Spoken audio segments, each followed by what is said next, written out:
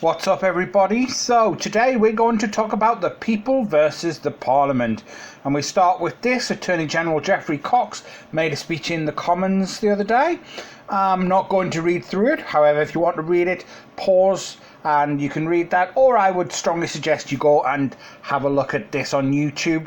You'll find it in several different places, and even if I did read this, it's not going to come across the same way he does it, his gruff and very angry voice. He's clearly very angry in this, and I suggest you go and have a look at it. Anyway, I did want to point out just a couple of bits of this. He says, "This Parliament is a dead Parliament. It should no longer sit. It has no moral right to sit on these green benches. This Parliament is a disgrace." Is he right about that? Well, let's have a look. We're going to have a look at what Parliament has done this session. So essentially this session started the 13th of June 2017, and on the 7th of May 2019 the current parliamentary session reached a striking landmark.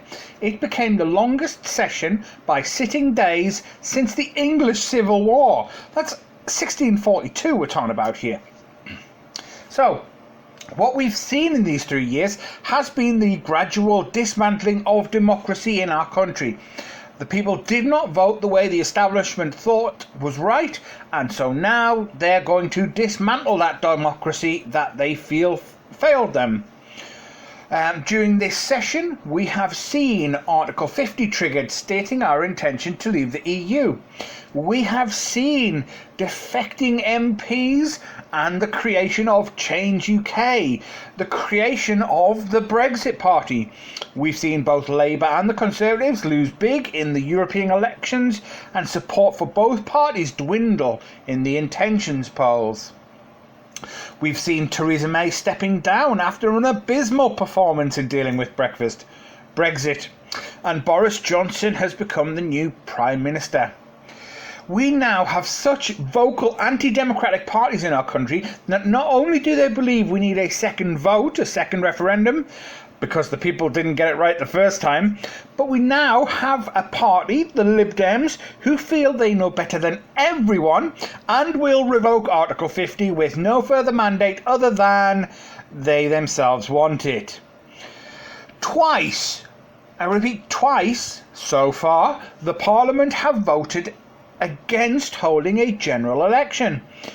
Jeremy Corbyn has become the first opposition leader in democratic history to refuse the invitation of an election, and now he is seen as one of the most unpopular leaders since 1977.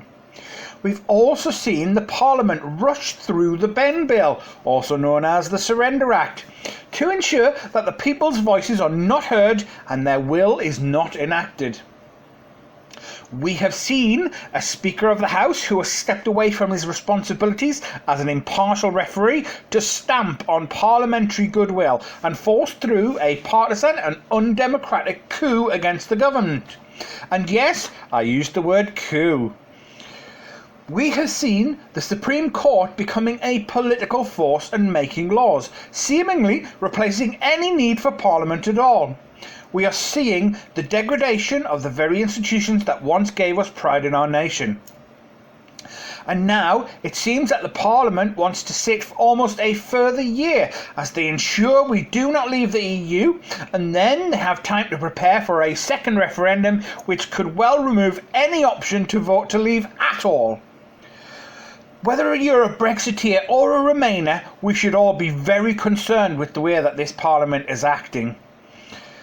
It is no surprise when we see figures like this from a poll last month from Comres, where it says Parliament is out of touch with the British public. 88% agree. On Brexit, most MPs seem to wish to ignore the wishes of voters and push their own agendas. 90% agree. Parliament is more in tune with Boris than with the British public. 62% disagree.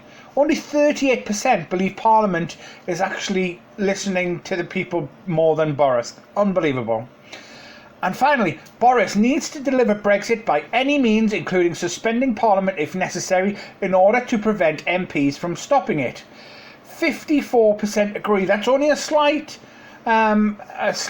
difference from the disagree 46%, but it's still a majority, either way we look at it. And so, what do?